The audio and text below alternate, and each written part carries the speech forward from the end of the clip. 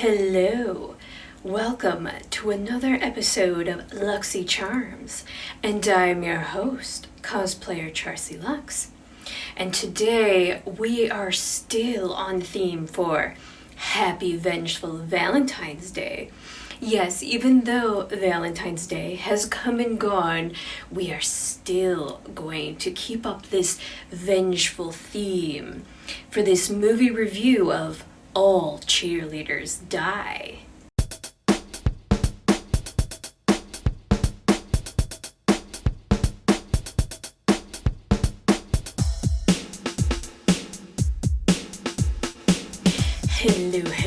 Hello again. Welcome once again, my little Luxes. I'm so excited and happy to have you here. I am your other host. I am Tracy's alias. This month I am Crystal, the anti-love demon, and we are going to love and enjoy having chaos, vengeance, revenge, and bloody, violent victory over our enemies and our foes. So please come join me for this fun and entertaining review of a comedic horror called All Cheerleaders Die from 2013. I'm going to give a spoiler alert, and viewer discretion is advised.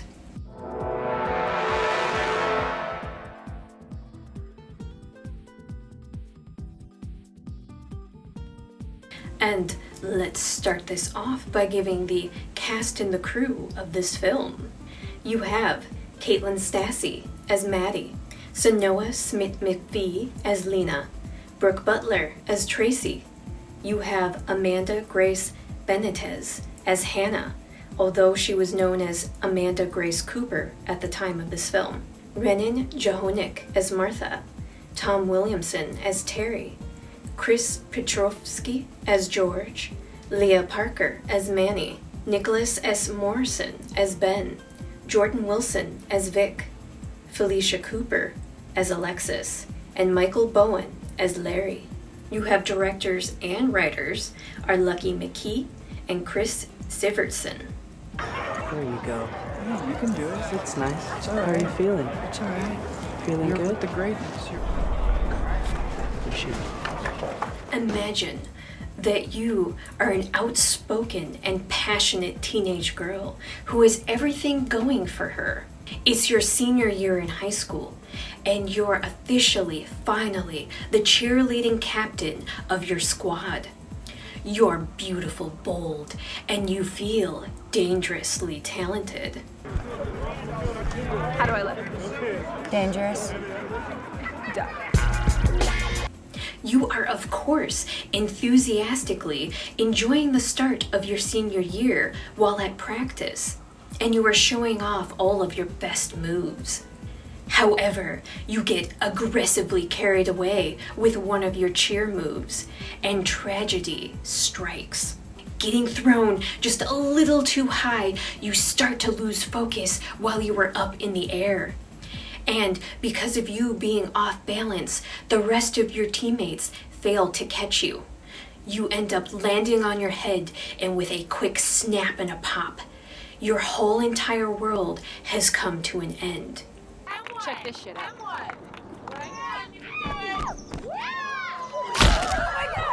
And your dangerous life truly was live dangerous, die young. Welcome to the opening scene for All Cheerleaders Die. Alexis, who was the teen who had passed away at the beginning of this film, is now being mourned by all of her friends and her classmates. It's now 3 months after her death, and it's the start of senior year for our main character, Mäddy. She had been friends with Alexis and happened to be documenting Alexis at the time of her death. Before this point, Mäddy had been one of the unpopular girls.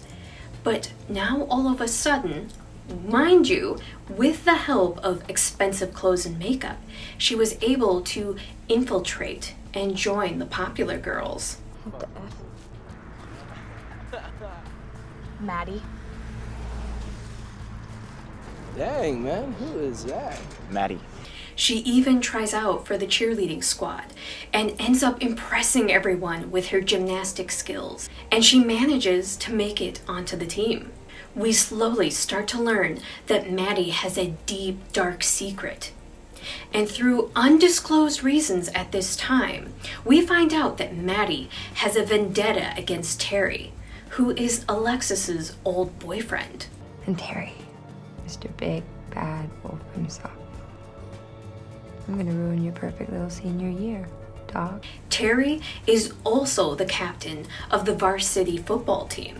Very shortly after Alexis's death, Terry ended up starting to date Tracy, who happened to be Alexis's best friend. Through Mäddy's perspective, we learn that she doesn't think highly of the cheerleaders, but over time, she starts to appreciate them and she even becomes their friend.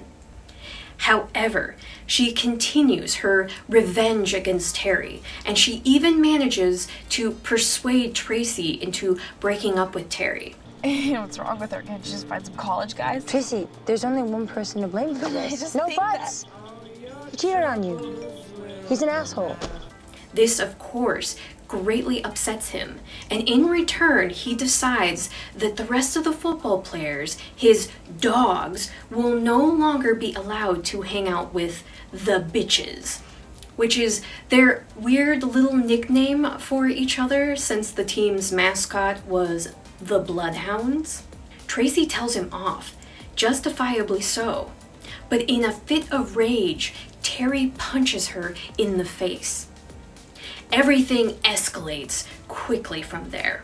He punched Tracy! He hit a fucking girl! Henny! Oh my God! Henny, do something! You have to do something! Mäddy, Tracy, Martha, and Hanna try to get in a car and escape the boys.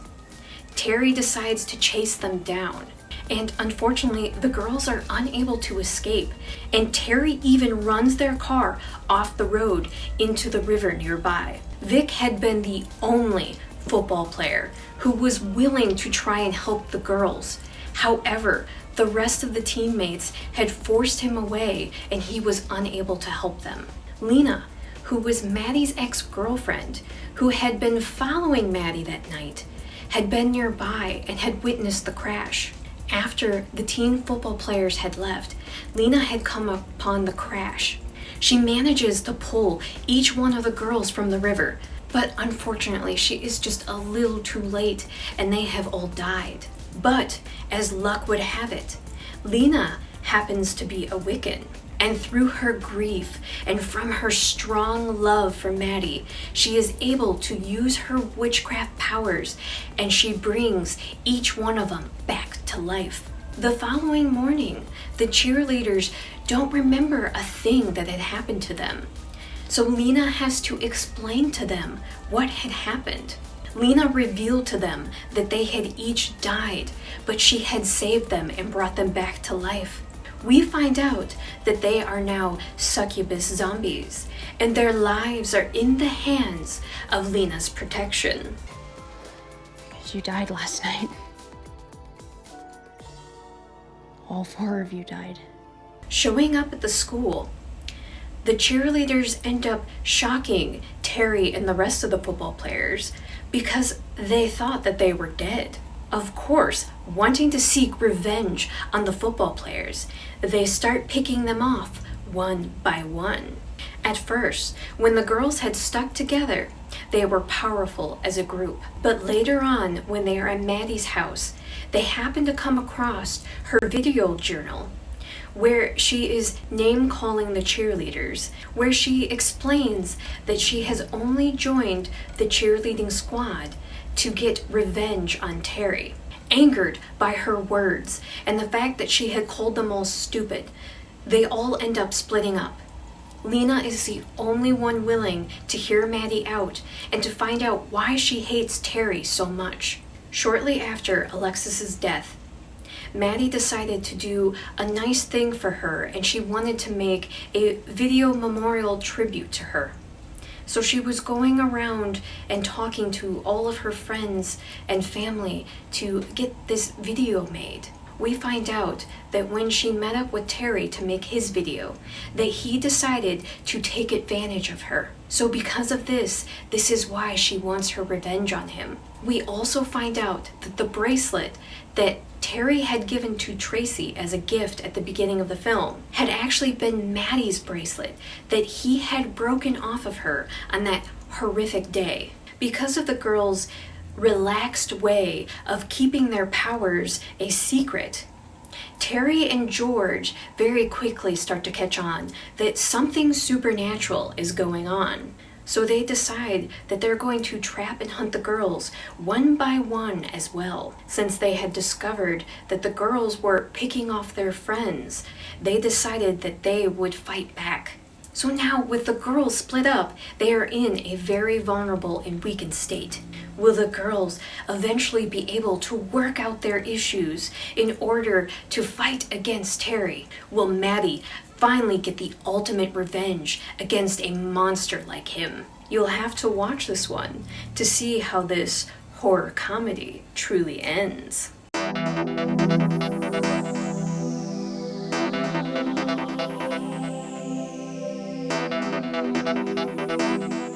So, All Cheerleaders Die is technically a remake. McKee had originally made this film back in 2001, and his family and friends had greatly helped him in the making of that film. Now, that one is extremely difficult to find. I would definitely love to have a comparison of the old one with this one. And at the same time, this one was technically made that it could very easily have a sequel. And if we go from the IMDb plot synopsis from his 2001 version of it, it says, a group of high school cheerleaders rise from the dead as zombies to take bloody revenge on their football player ex-boyfriends for killing them. So obviously the storyline is going to be very similar to what the 2013 remake is. I mean, duh, obviously. But I would love to be able to, one of these days, get my hands on the old one so that I can do a comparison to the two films. McKee, Chris Sivertson, and Stasey all worked together again on the Kindred Spirits film that came out in 2019.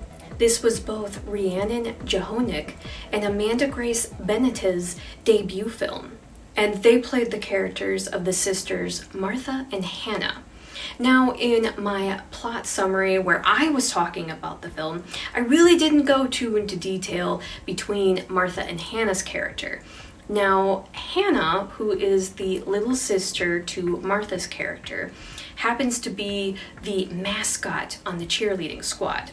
And everybody always kind of acts like she's the lesser sister, she's not as pretty, she's not as popular as her sister. Hanna's character obviously has a bit of jealousy towards her sister Martha. And I mean, it's more of an admiration than technically a jealousy type of deal, but she does still have jealousy because of the fact she is infatuated with Martha's boyfriend, Manny.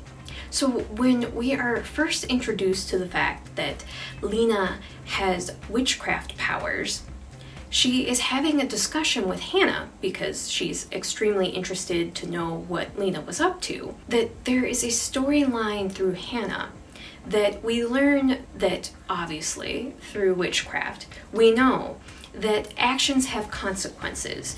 Be careful for what you wish for, because it might not come back in return the way that you intended to. Clear your mind and focus on what you want. Anything I want? As long as you're prepared to deal with the consequences. So we find out that Hanna's wish is that she becomes like her sister Martha, and that she really wants her sister's boyfriend, Manny.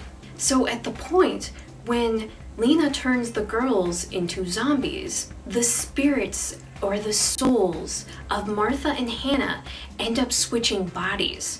Where's my phone? Where is my phone? Hanna, if you could just shut the fuck up for 2 seconds. I'm not Hanna! I Martha is now Hanna, and Hanna is finally able to act out these feelings that she has always had for Mäddy because she is in the body of her sister. So you get that kind of storyline that is going on at the same time. And just to remember that actions have consequences.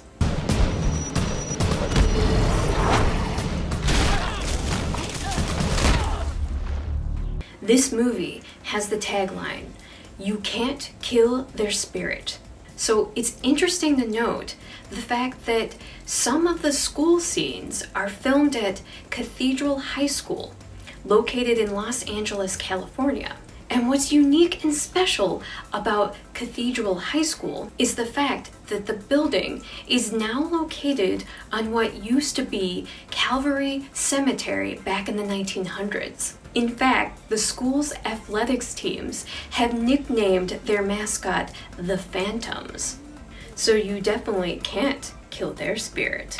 And another cameo that I think is fun to bring up is that McKee, who is Lucky McKee's father, makes an appearance in the film, and he plays Coach Wolf. And in fact, Lucky has his father do a lot of characters in his films. So it's really fun to know how many different family members and friends that Lucky pulls into his films. And I had kind of hinted at it before, talking about the fact that Hanna is seen as the less pretty sister and this and that. But I find it so weird because the actress who plays Hanna, she is adorable and she is beautiful. And personally, I thought it was so weird when they were trying to make it out to where that she wasn't as up to the same standard as her sister. But at the same time, I think it's the idea that she was kind of hidden away. She was the team mascot. A lot of the times you were seeing her in the bloodhound costume. So later on, when people start seeing her and she's wearing normal clothes, or she's kind of wearing the same cheerleading outfit as the other girls, all of a sudden boys are talking to her and making crude sexual remarks at her, which I will get into for my final thoughts. I will talk a little bit more about the direction and goals that the film had at talking about, you know, the male gaze and how females are viewed in horror films. But I wanted to at least bring up the fact Amanda Grace Benitez is a stunning, beautiful woman, and that I thought it was funny when they're trying to be like, oh, she's not up to the same standards as her sister in that, and she's just this cute little adorable thing. So I don't know, if I think about high school, people are stupid in high school. You get a label and you're stuck with it. And maybe Hanna is kind of that example of, hey, she is seen as Martha's little sister, so she's not up to the same standard as her gorgeous, intelligent, beautiful sister. Just my thought.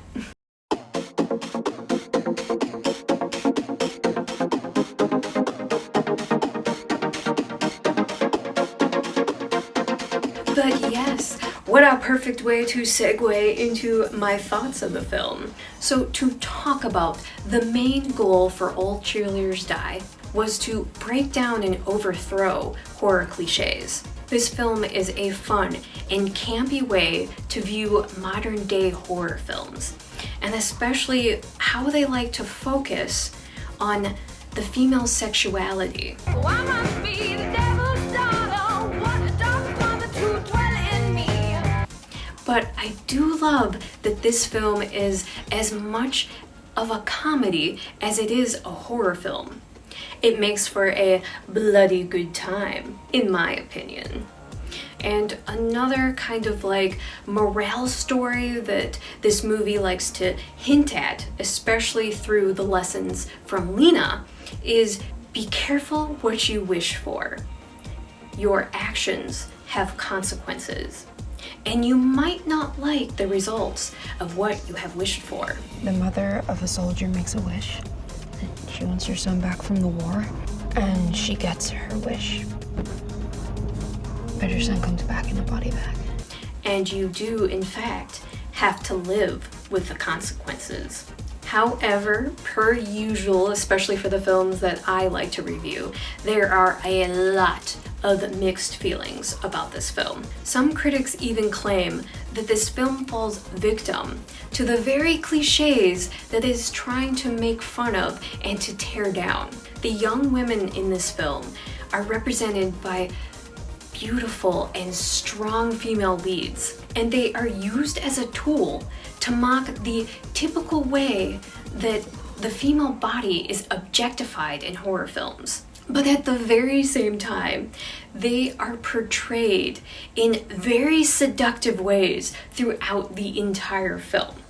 So I can understand where they would say that it falls victim to the very cliches that it was trying to mock. But I can still see where McKee and Sivertson was trying to go. I can see the direction that they had with everything. And they obviously were trying to push those bounds on where does it become cliche and when does it just become performative and funny.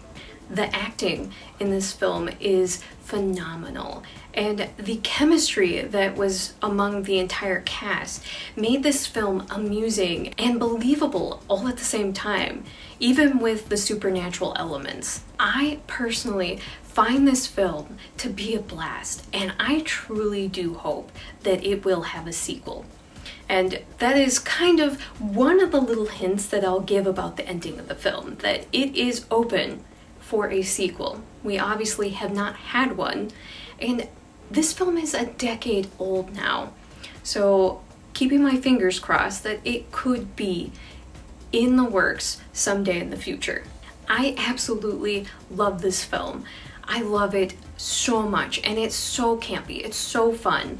And like I said before, I would love to get my hands on the 2001 version of the film, just to add it to the collection, have them back to back, do a comparison. I recommend this film to all horror lovers that enjoy that comedic twist to a film. I love the ones that are like satire and that they're making fun of things. So yeah, obviously I'm going to greatly love and appreciate this one. For me, I give it a 4.5 out of 5 stars. That's how high of a rating that I give this one. Yes, the storyline can get a bit choppy at times. There's quite a few goofs that are in the film as well. And the fact that Leena and the other girls are not good at hiding their secret, hiding their powers. So it was incredibly easy for Terry and the other football players to figure out what was going on. So yes, that is a bit annoying, but I can look past it because this is a smart satire, a super fun film with amazing cinematography and superb acting, and it's just fun. And it also had fantastic characters and really great action scenes as well. This film kept me on my toes the entire time. So definitely give this one a chance. I recommend this one. And if you haven't seen it, try pairing it back to back with Lucky McKee's other movie that's called Sick Girl. It's actually technically an episode through Masters of Horror. And it's a horror-based critique talking about the problems of moving too quickly in a new relationship. Definitely 2 great films to watch back to back for that anti-Valentine's feel. But thank you so much for joining me here on another luxxxycharms, and I truly hope that you do give this movie a chance if you haven't watched it. It's one of those that is just a fun, campy satire, and it's amazing to watch with friends. So if you have a group of friends that love and enjoy Dale and Tucker versus Evil, watch this one too. This one is a must. And please come join me on my other YouTube channel for Scary Stories My Father Told Me, where I share different ghost stories and supernatural stories throughout the month. Sometimes they're based on the theme, sometimes they're not. And I will have a link in the description down below. There for all my other social media platforms if you are interested in following me on any of those. And please help to support and come join me on my Patreon. Every little bit helps so that I continue to grow here on my YouTube channel. And I have a new feature that is added to my $5 tier, that now the early access to watch my YouTube videos a day early, maybe even sometimes before that, is on my $5 tier. So I would love to have you come and join that process as well. And on the screen, you can see a shout out to my Patreon members, and a huge thank you so much for joining me on there. And remember, I am the afterlife of the party, and I would love for you to come and join me being little succubus zombies for this afterlife of the party. And remember to slay, subscribe, like, and always be yourself.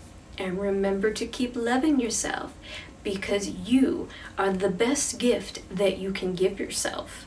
And as an added reminder that actions always have consequences. What can't kill you only makes you stronger.